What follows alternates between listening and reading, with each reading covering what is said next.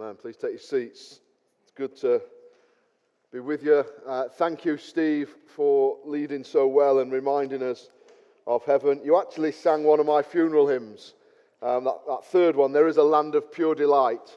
I want that at my funeral, so Liz, write it down. Audrey, will you play? Is that all right? Okay. No. We're working our way through Exodus, the story of how God took his people out of slavery in Egypt. He delivered them and took them to the brink of the land that he promised them. And we've slowed down just a little bit because we've come to the Ten Commandments, where God takes his people to Sinai and he's going to give them his law. As we've said before, the Ten Commandments, they're God's commands for his people, but they're more than just God's commands for his people. They're God's commands for all people. They show us how society works best, but it's even more than that. We can't take the Ten Commandments and separate them from the story of God's redemption. We can't have the story of Exodus and then just have the Ten Commandments separate as something we look at, because the Ten Commandments flow the part of the story of God's redemption. God's preparing these people to be a holy nation. He's preparing them for life in the promised land. And so he wants them to know, this is what I'm like. This is how I want you to live in this promised land. And so we don't want to separate the giving of the law, the Ten Commandments, from the delivering of the people. The natural flow is God delivers his people, and then he gives them his law and says, this is how I want you to live. It's a story of redemption. It's not cold, separate, put them out there on their own. Now, we saw last week that the first 4 commands show us our responsibility before God. That we're not to have anyone before him, we're not to make any images like him, we're not to do things that dishonor his name, and we're to keep his day holy. And the second 6 show us how our love for God works out towards people who are made in his image. Now, last week I said I was going to try and do, well, I did last week. I did the first 4, we did in one. And I said I'd try, because we've looked at the Ten Commandments about 10 years ago, I said I'll try, rather than going through every command, I'll try and do the last 6 in one. But I can't do that. I realized pretty early on I wasn't going to be able to do that. And so we're looking at the 5th and the 6th commandment tonight. Honor your parents and don't murder. Now, we know, don't we, as we begin, that we can't keep these commandments. We have to keep the commandments in the sense that we're commanded to, but we can't keep them. Only Jesus kept them. We know that we can't be perfect children, because Jesus was the perfect child on our behalf. And our confidence is never, I have honored my mother and father. Our confidence is never, I have never murdered. Our confidence is, Jesus has kept God's law for me. And yet, having said that, these commandments are real. They're not just flippant. We do have a burden and a responsibility to walk in these commands. So we're looking at the 2 commands, number 5 and number 6. Honor your parents and don't murder. Now, when we come to honoring your father and mother, ultimately this command is revolving around salvation. God was concerned that these parents, these first parents that were bringing their kids out of Egypt, God was concerned. He wanted them to pass on their faith. He didn't want their faith to die with them. He wanted their faith passed on and entrusted to their kids. He didn't want the kids to forget. So that in their days in the land God is giving them, they'd be long. It's not. I think there is an element of this, that honour your mum and dad and you'll have a long, happy life.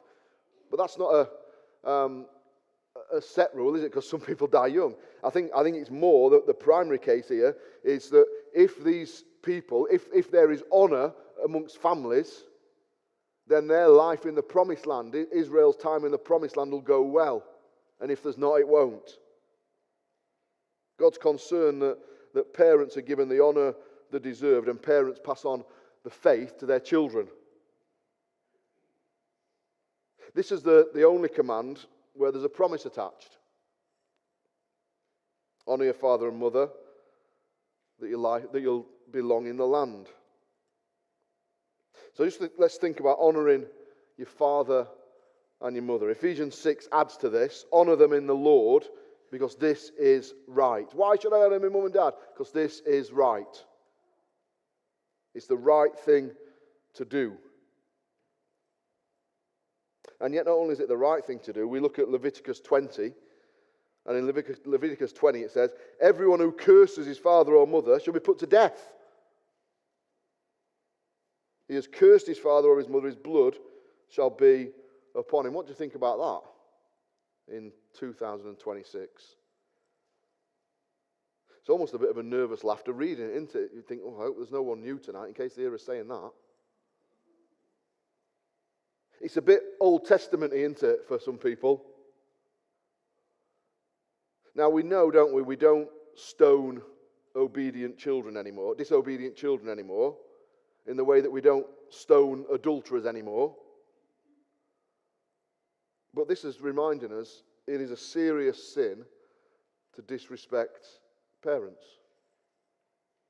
We live in a culture that disrespects parents. We live in a culture where on TV shows and comedy shows, dads are portrayed as idiots and kids know best. And we've all done it. It's one of the ways we stand guilty before God. We may not think, when we think about what is it that makes us guilty before God, we might not think about that it's our attitude to our parents. It's not a neutral thing. It's not a small thing. It's not a phase that kids go through that they dishonour parents. Our honour for parents should overflow to our honour for authority.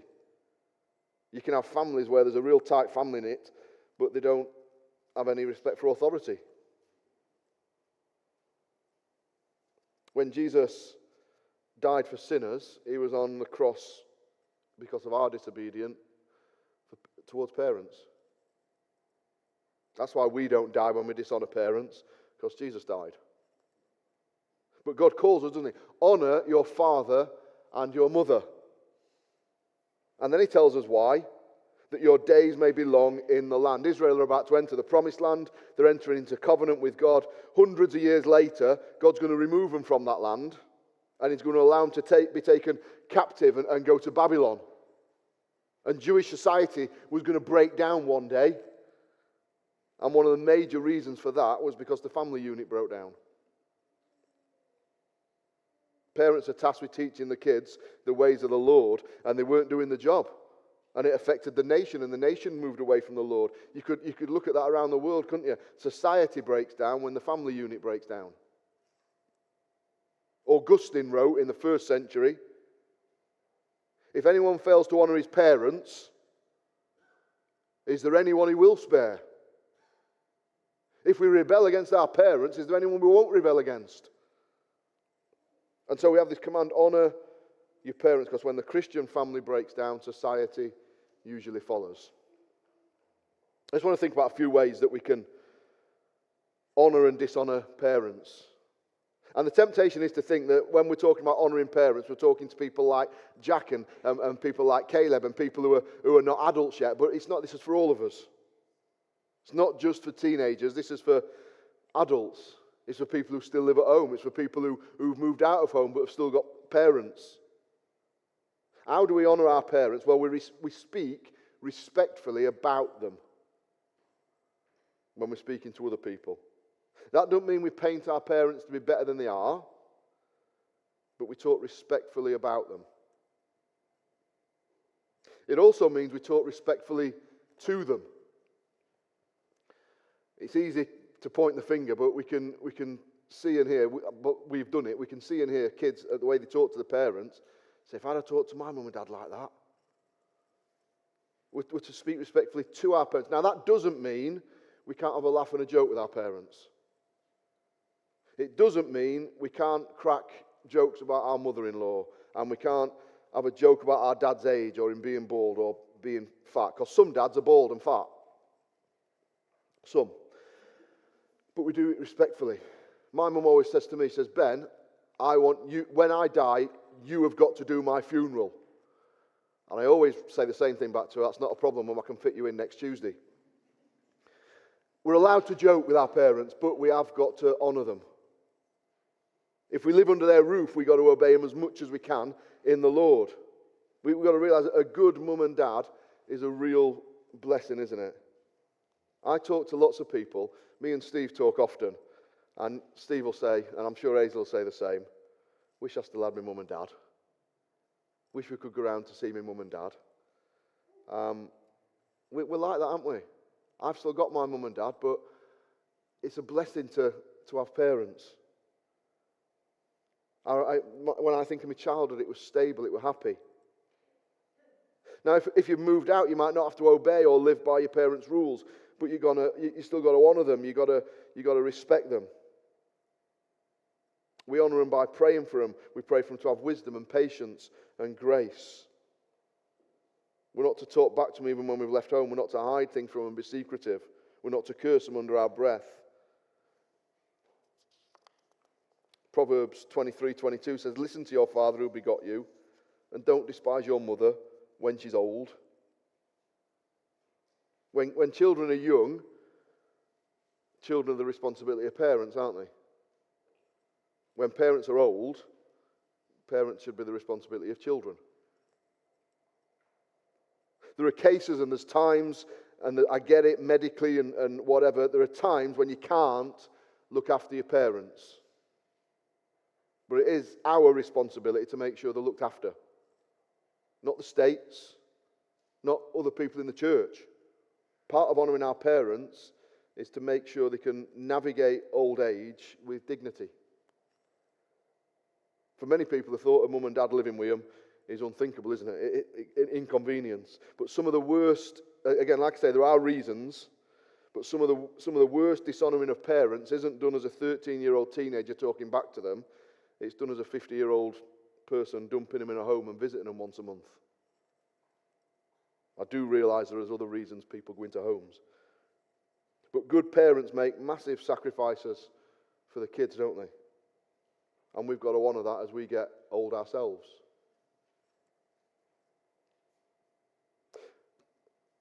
But what about a bad parent? It's great that many of us have had good experiences of parents, but not everybody does, do they? How do we honour a bad parent? How do we honour a parent who's walked out? How do we honour a parent who's been abusive? We don't have to think that where a parent's behaved criminally, we've got to overlook it. It is honouring to cover up mistakes and failings. It's not honouring to cover up crime. A mum or a dad, I speak to people sometimes, and a mum or a dad have done so much damage that for the sake of your own family and your own kids, you need to be away from them. We get that. You can have parents who are emotionally manipulative. You can even have parents who try and split up a marriage. You can have parents who are violent. It's not dishonourable to remove yourself and your family from that environment. In the same way, when a husband abandons a wife, he loses the right to loyalty and respect, doesn't he? When a parent abandons a family, they lose that right. And yet we do allow for grace. I've seen a few examples of stunning grace from children to parents who don't deserve it. So children, and when I say child, I mean anyone who's got a parent that's alive. Honour your parents. Show them respect. Talk to them respectfully. Be patient with them. Appreciate them. Because we won't have them forever. You might be young and wish your parents were more like your friends' parents. But for all of the mistakes, a Christian mum and dad who love you, it's the greatest gift, or one of the greatest gifts you can have. Parents, for those of us who are parents, this is not a free ticket to say, honour me. Everything I'm about to say about parenting, I have failed. I parent by grace. We're told this: do not provoke your children to wrath, but bring them up in the training and admonition of the Lord. Don't wind your kids up. Proverbs 17 says, a man of understanding is of a calm Spirit. I've experienced this, and I'm sure you have too. Sometimes you have well-intentioned people who try to be the Holy Spirit to your kids. Sometimes as a parent, you feel that you've got to discipline your own kids because there's other people looking on, expecting you to. It's not helpful. But sometimes as parents, we shout when we should speak softly. A man of understanding has a calm spirit. We're to be fair and we're to be consistent with our kids. You can get wound up as parents, can't you? Believe it or not, kids can wind you up. And then something happens and you go off the deep end. They do something and you ground them for a month. And then you let them off the next day with something. We're not to put burdens on our kids that they can't carry. We're to be loving. We're to deal with our children in love, not anger. I think an important thing with our children is, again, no matter what age we are and our children are, be prepared to admit where we get things wrong. Because a lot of people talk, well, my mum and dad did this and it was obviously wrong. Well, as parents, let's be willing to admit I got this wrong. I remember lots of nights as my kids have been growing up, still occasionally it happens, I have to go upstairs and ask them for forgiveness because I've done something wrong. Don't ever think that's a weakness, because it shows our kids that we need the gospel. And although they do it to tease me and mock me sometimes lovingly, my kids will remember the times when I have been wrong and I've been gracious enough to admit it to them. There's been loads of times when I haven't admitted it, but you see what I'm saying. When we're parenting, we're in a battle to win our children's hearts and minds for Jesus, not to make sure they behave well in public, as nice as that is. So children, honour your parents. Parents, make it as natural as possible for your children to give you honour, so that the gospel will flourish. Now the sixth commandment. I think it's probably a natural segue, isn't it, to go from talking about parenting kids to not murdering people. There seems to be a wisdom in that. But we'll look, secondly, you shall not murder. I'd imagine this is the command, out of all of them, that people would think, that's the one I've done the best at. But we'll see later, I think it's probably the one that we've done the worst at.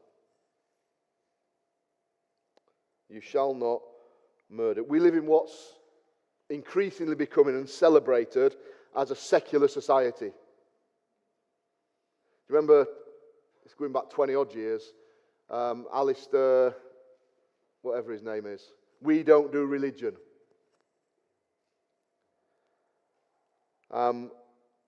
This is what secular society teaches us. We came from nothing. There is no God. We're going to nothing. We're just here by chance. Now that might sound freeing, but it's horrendous. When you die, you go to nothing. There's no heaven, there's no hell, there's no reward, there's no judgment. So live as you want. Why am I here? Secular thinking, as the inevitable conclusion, why am I here? I'm an accident, so my life's got no value. You might welcome a baby into the world, and that baby's got significance only in the sense that you love them. But they don't matter if we follow secular thinking. That baby's just here by chance. It's insignificant. It only matters because it matters to you. Vanity, vanity, all is vanity. Because we don't come from anywhere, because we're not heading anywhere, life's about me. I become ultimate. And so we undervalue people and we overvalue our own life. But as Christians, we're different, aren't we? The Bible's so clear. This commandment is focusing, all these commandments are focusing that we are made in the image of God. The Bible's worldview isn't secular. The Bible's worldview is man was made in the image of God. And so every life has got dignity. Every life has got value, because every single human life is made in the image of God. A baby's made in the image of God. An elderly person's the image of God. A severely disabled person's the image of God. A criminal's the image of God. An addict's the image of God. A sex worker's the image of God. And so the sixth commandment is value life, because we are made in the image of God. See, the Bible's got a worldview, and it's dead clear. We're made by God in his image. He has authority over life, and he has authority over death. In Genesis 1:26, God said, "Let us make man in our image, according to our likeness. Let them have dominion." And then he goes on to say, so God created man in his own image. In the image of God he created them, male and female he created them. God blessed them and said to them, "Be fruitful and multiply, fill the earth, have dominion." See, God made us in his image, didn't he? God made humans with knowledge. He made us with reason. He made us with a conscience. He made us to have relationships. He made us to make plans. He made us to be fruitful. We're told he made us to rule on his behalf, to rule over creation on his behalf. He made us with a soul. We've got an eternal soul, haven't we, that we need to value. When someone dies, that's not the end. You've got a soul. We're different to the animal kingdom. When God sent his son, he didn't send a monkey or a dog or a fish. He sent a human, because we're created uniquely in God's image. Psalm 139 says that we are skillfully put together in our mother's womb, and our days are prepared for us before there are any of them. That's stunning, isn't it? Who's the oldest person here? Bill. Bill, in your mother's womb, God made you to last for a certain amount of time, and you won't go a day early, you won't go a day late, and he made you perfectly for the purpose of your life. And Steve, God made you perfectly in your mother's womb to last a set period of time in your body, and he gave you everything you need for life, and he did it individually for every single one of us here. He knew what our lives had in store, and he custom made us. We're all one-offs. We're all custom-made people in the image of God. There's nobody like you in the universe. You've got a unique personality. Evolution can't explain why you've got a unique personality. God's made us in his image, and so every life, even Bill's life, has got meaning. Even Steve's life's precious. Our life isn't all about us.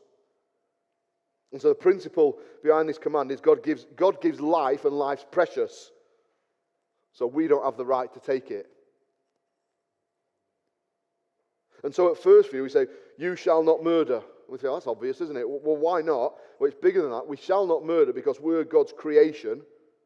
We're made in his image, and we don't have authority to take life out of God's hands. We might have questions about war and capital punishment. Save them for another time, because I think they come into a different category. But there's a framework. God has made us in his image. We cannot take life. I want to look at 4 ways that this command gets broken in a secular society. And then I want to look at what it means to value life. Here's the first way that society breaks this command. It's the obvious one: murder or homicide. Every day you read or you watch on the news, don't you? Someone's been murdered. Whether it's a terrorist killing bystanders, or a husband killing a wife, or a gang member killing a gang member. History's littered with murder. Whether it's the 6 million Jews that Hitler murdered because he saw them as subhuman. See, Hitler's worldview was wrong. Or whether it's an individual murder. We might not be personally attached to people who've been murdered, but in the world we live in, murder's part of every life day, isn't it? Even in Coventry, murder is a part of everyday life. Why do people commit murder? There's lots of reasons people commit murder, but the base reason that people commit murder is because they've got a life view, or a worldview that human life doesn't have value. Or at least, their life's not as valuable as mine. When we harm another person, we're harming the image of God. Genesis 9 says, whoever sheds man's blood, by his blood man shall be shed, for in the image of God he made them. Second way that we murder is self-murder or suicide. It's ever such a delicate subject, isn't it? So I don't want to say this in a self-righteous manner. Some people get so low and so desperate that they kill themselves. It's tragic. It's important to remember as Christians, suicide is not the unpardonable sin. Occasionally Christians get so depressed they take their own lives. That is a sin. It's not the unpardonable sin. But suicide doesn't value the life of other people. Ultimately, it doesn't value your own life, but it doesn't value the life of other people. You listen to the families of people who've committed suicide, and they're angry at the selfishness of it. Because to commit suicide is people claiming lordship over their own body. If someone's suicidal, the best thing we can show them is that their life does matter. They were created in the image of God, and God does care. And there's always a way out in Jesus. Might not end the problems, but that's where we start. Linked to suicide is the whole area of euthanasia. That's coming more prevalent for us, isn't it? We might not think about euthanasia when we think about the command not to murder, but there's clinics all around the world. It's coming to Britain, where as a human being you can be put down like a dog is. Where you can send an elderly or a sick relative to get put down. Why does a Christian worldview oppose that? Because life's not ours to take, it's God's. Now there's a difference. There's a difference between turning off a life support machine and letting nature take its course and actively ending a life. But there's a darker side to euthanasia, and it's euthanasia, it's sold on the thing of ending suffering. It's actually becoming more and more about convenience. Got to be very, very sensitive, because some people go to these clinics because they've got debilitating terminal pain. I get that, but life's still not ours to take. But increasingly, assisted suicide is happening for non-terminal reasons. According to some reports, the majority of assisted suicide requests come from families. That's frightening, isn't it? Tell you what, Grandad's becoming a bit of a pain. Don't like having to change Grandad every few hours. Why does it happen? Because we don't value human life, and we don't acknowledge there's something worse than death. Would a non-Christian who wanted to have the life ended, would they still want to end the life if they knew what was on the other side? There was a God who judges. Because the worldview's wrong. What about abortion? These are delicate subjects, aren't they? I want you to imagine something with me. I want you to imagine the horror of another Holocaust. I want you to imagine that every single person in Scotland and Wales is rounded up and murdered. 9 million people. They didn't get to choose, he's rounded up and killed. When Hitler took his campaign of Holocaust, it was based on a worldview that certain people were less than fully human. A Jew wasn't fully human. Some people were seen as less valuable than others, and so they were murdered. Now we detach that from thinking about abortion, because people say it's ridiculous. It's exactly the same logic. The logic behind abortion is that a life inside the womb is less important than a life outside the womb. The difference is location, that's it. Since 1967, there's been over 9 million babies, the population of Wales and Scotland, murdered by abortion. Lives that have been formed by God, lives that have a soul. That's in the UK. And at 8 weeks old, they can feel pain, they've got functioning organs, and it's legal for them to be chopped up and vacuumed out of a woman's body. On the NHS website, it calls it gentle suction. It's not gentle suction. And a whole generation, the population of Scotland and Wales, has been lost in Britain because the world we live in has a worldview that these lives don't matter as much as outside the womb. And it's the pro-life people who are considered monsters. I don't have recent figures, but in 2010 there were 196,000 abortions in Britain. That's the equivalent of, if you took over 2 years, that would be the equivalent of Coventry and Nuneaton wiped out.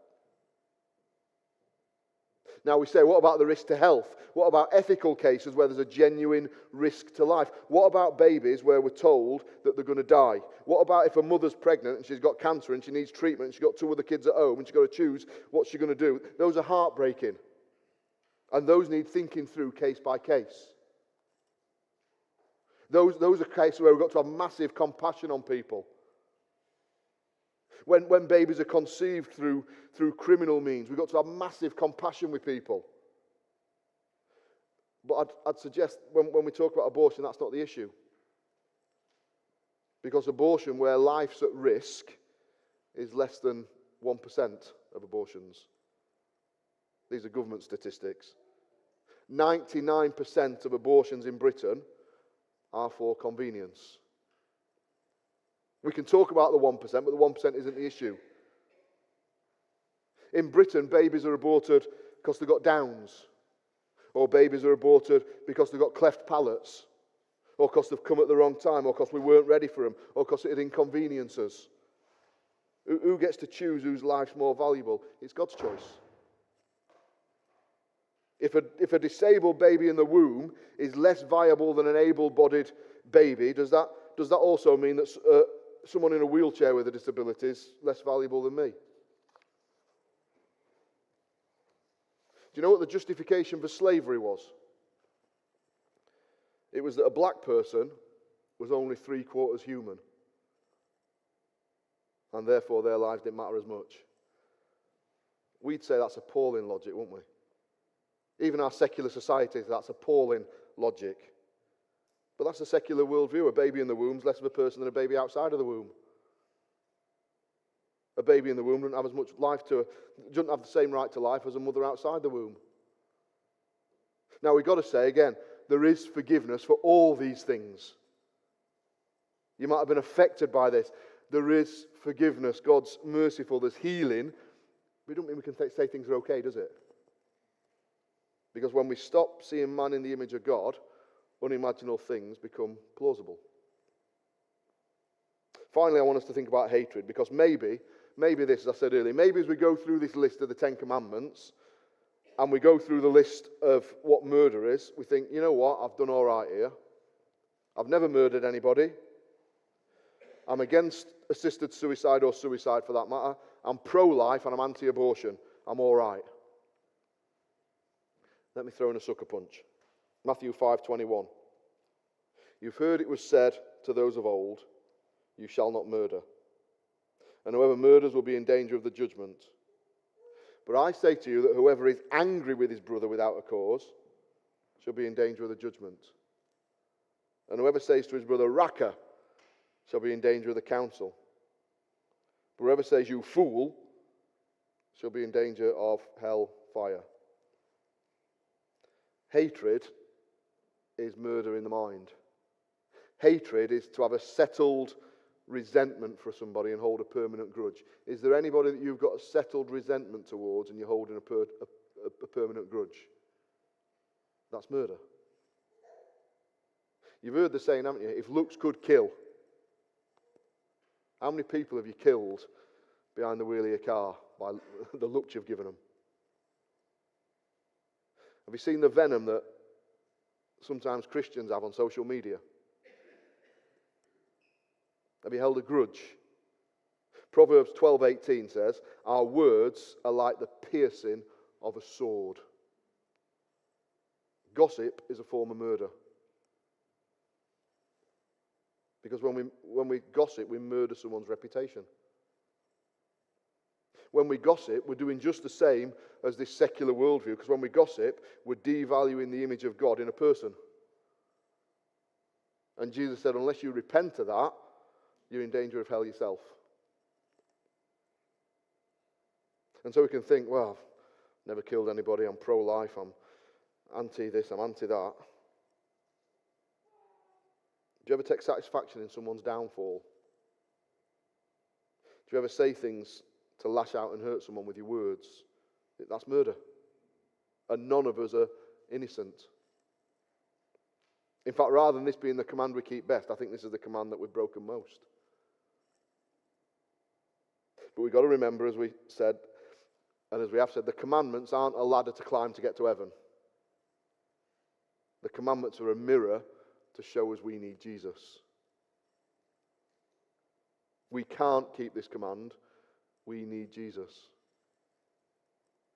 What did Jesus do in relation to the 5th and 6th commandment? Well, the penalty for a wicked child who does wicked things to the parents is death. The penalty for breaking the 6th commandment is death, a life for a life. As Jesus went to the cross, he went there as the perfectly obedient son. Never done anything to dishonor his parents. When Jesus went to the cross, he went there for every murder that had ever been repented of, for every suicide that had been repented of, for every abortion that had ever been repented of, for every hateful word that had ever been repented of, for every venomous look we've ever given. Jesus had to go to the cross for that. And he went through with it. God's phenomenally merciful, isn't he? The gospel is that instead of death, God gives us life. He gives life to the people created in his image. So we honor our parents, and we don't murder even in heart. But we do those things because we're people who've been made in God's image. We're people who've been redeemed by Jesus' blood. And so Jesus, where we fail to do those things, it's not, if we fail to, it's not, oh, it's okay, we failed. We will fail. Where we've failed, Jesus has fulfilled. And it means that we can live without that terrifying fear that we can honor our parents and we can treat people with dignity and value life. We're going to close with another song. There is a day. No, we're not. Yeah, there is. There is a day that all creation is waiting for. Let's stand with the music and sing.